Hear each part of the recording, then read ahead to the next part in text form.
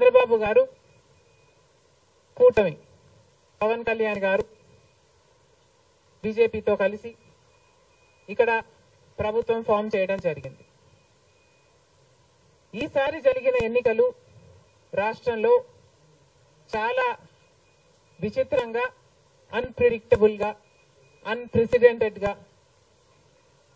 ఈ ఎన్నికలు నిలిచాయి. కారణం ఏమిటి అంటే ప్రజలు చాలా డిసిసివ్ గా ఒక నిర్ణయం తీసుకున్నారు.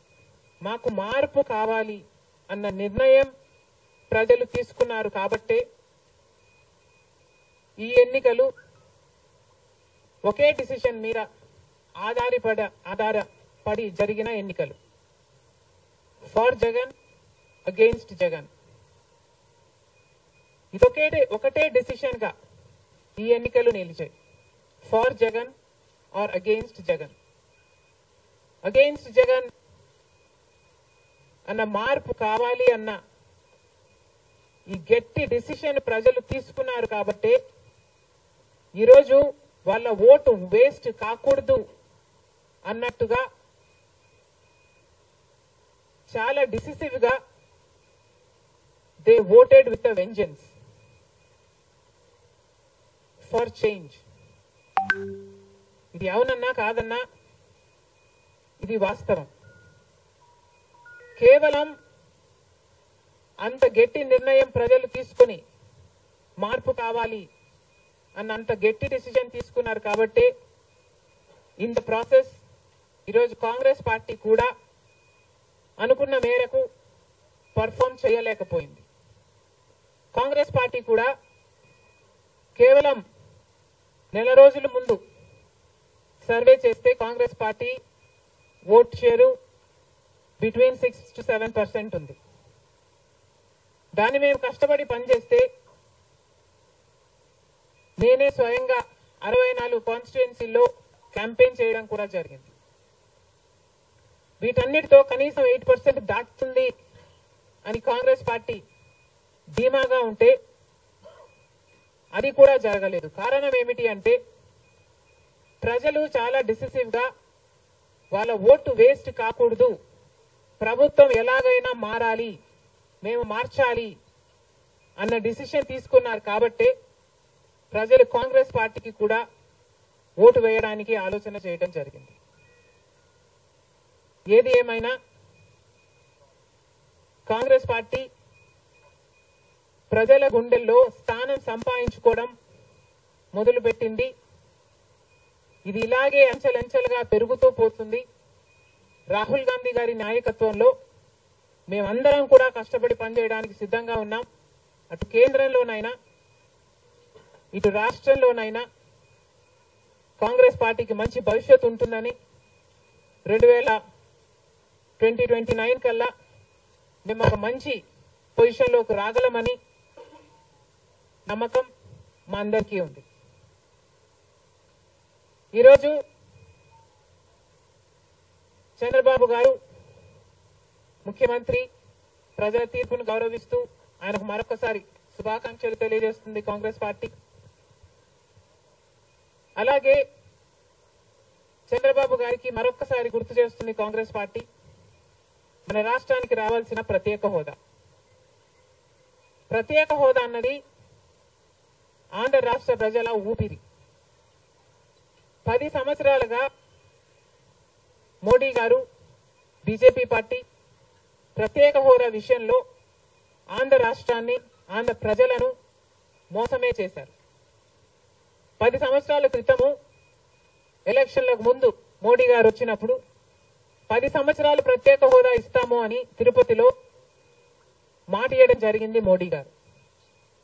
అప్పుడు చంద్రబాబు గారు చెప్పిన మాట 10 సంవత్సరాలు సరిపోదు, 15 సంవత్సరాలు కావాలి అన్నారు అదే సభలో. కానీ 10 సంవత్సరాలు గడిచిపోయినా కూడా ఈ రోజు వరకు కూడా బీజేపీ పార్టీ ఆ మాటను నిలబెట్టుకోలేదు. కానీ ఇప్పుడు చంద్రబాబు గారు మద్దతు ఇస్తున్నారు కాబట్టి బీజేపీ పార్టీ అధికారంలో నిలబడింది. ఈ విషయం మోడీ గారు గుర్తుపెట్టుకోవాలి. ఎందుకంటే ఈరోజు ఆంధ్ర రాష్ట్ర ప్రజల ఎన్నుకున్న ఎంపీలు కనుక బీజేపీ పార్టీకి చంద్రబాబు గారు మద్దతు ఇవ్వకపోయి ఉంటే అసలు బీజేపీ పార్టీ అధికారంలో ఉండే ప్రసక్తే లేదు.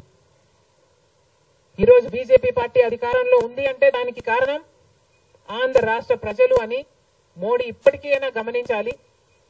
చంద్రబాబు గారికి మరొకసారి గుర్తు చేస్తున్నాం. చంద్రబాబు గారు బీజేపీ పార్టీతో ఎలక్షన్లకు ముందు పొత్తు పెట్టుకుంటున్నప్పుడే కాంగ్రెస్ పార్టీ పదే పదే చెప్పడం జరిగింది. ఒక్క మాట అయినా తీసుకోకుండా, కండిషనల్ సపోర్ట్ అయినా మీరు ఎక్స్టెండ్ చేయకుండా, మీరు బేషరతుగా స్పెషల్ స్టేటస్ అన్న కండిషన్ పెట్టకుండానే మీరు బీజేపీ పార్టీకి ఎందుకు అలయన్స్ పెట్టుకున్నారు చంద్రబాబు గారు అని అప్పుడు ప్రశ్నించడం జరిగింది.